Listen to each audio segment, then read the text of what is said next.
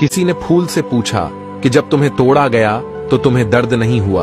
फूल ने बड़ा ही प्यारा जवाब दिया। तोड़ने वाला इतना खुश था कि मैं अपना दर्द भूल गया।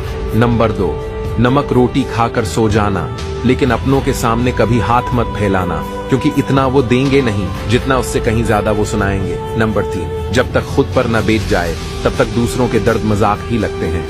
नंबर 4, मौत से बचने का सबसे शानदार तरीका है दूसरों के दिलों में जिंदा रहना सीख लो।